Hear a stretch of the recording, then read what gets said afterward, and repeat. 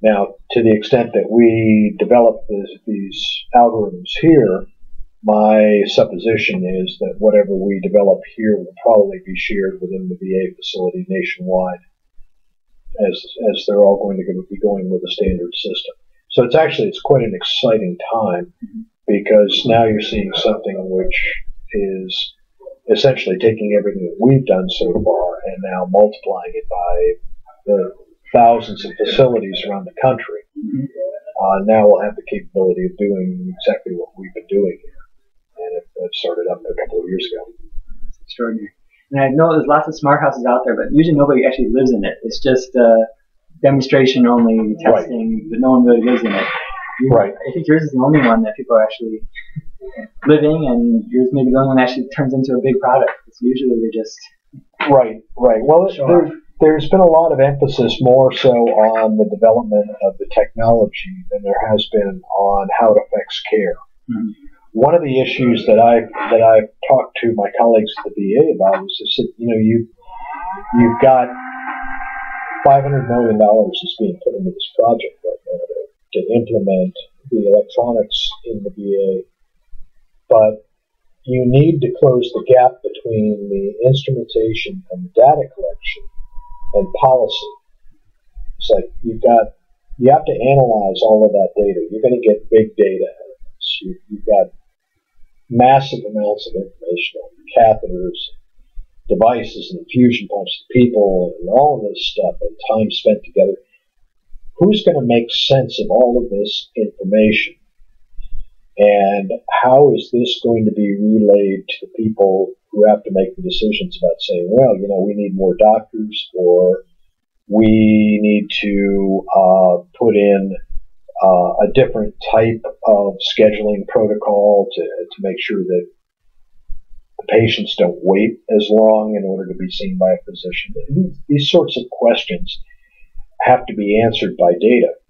And one of the problems that you find is when you've got 1,000 hospitals generating megabytes of data per hour, everything becomes significant. If you're just going to look at it in the sense of like you would with a group study or, gathering data, you can really make a lot of type 1 errors, and you do run that risk, and you have to be very judicious and careful about what you're looking at, because if you're going to use statistical significance, you're going to get more than you bargained for, because when you've got 100,000 instances, it doesn't take very much. So you get into the question of what is significant, not just from a statistical standpoint, but also from the standpoint of what's practically significant, which things are going to make the most difference. You will find with the engineers who write the software, that they will tend to focus really more on solving practical issues as opposed to focusing on inferential statistics and understanding the implication of the data that gets generated from the products that they produce. They generally don't put an emphasis on that. Their training actually is not very strong on that, except for maybe in so much as it relates to process control and issues related to quality control. But if you're looking at it from the standpoint of how does it affect a person, what do they think about it? Has it changed their behavior and these sorts of things?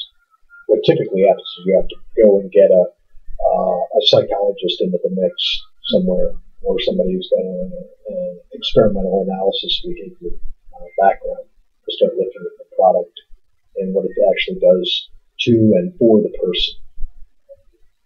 A layer of evaluation. It is. Now, some of the industrial engineers have now moved into the field of really analyzing big data from systems like this. I was talking with one professor here this week about his analysis of some of the NIH data on PET scans and the like, and we were very interested, for example, in for people who have poor geographic orientation on the MMSE, what do their PET scans look like? What do their functional MRI scans look like? And is there, if you will, a decomposition or a disconnecting of the networks in the brain that are responsible for oriented movement?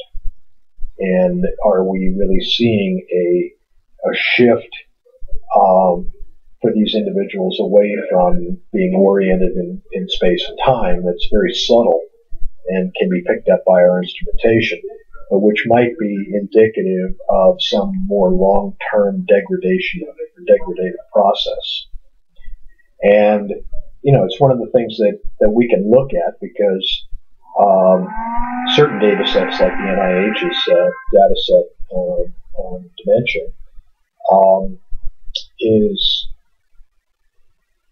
comprised of, I think we've got, I remember right, somewhere on the order of around 300 individuals with dementia, and then they've got a whole cluster of measures which they've got, but they've also got about an equal number with MCI, and then a fairly sizable number as well of control subjects, individuals with whom never had any issues cognitively.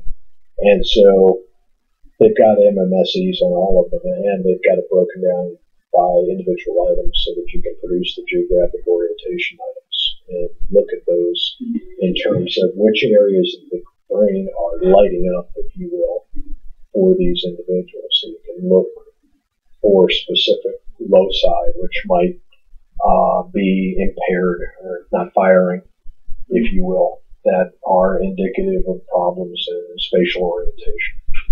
So there's, some very exciting possibilities here in the neuropsych side, which link to, the way in which we've been able to pull at this movement variability in this population. This is your next step now, collaborating with neuropsych? And looking at it and seeing the extent to which this might, potentially serve as not just an early screening, but and a potential marker that a person's likely to fall in the future. But the extent to which we're going to be able to understand what's going on inside the brains of people when they start losing that geographic orientation, since this seems to be very sensitive just to that, which it should be. I mean, by rights. I'm not sure. Hold on just a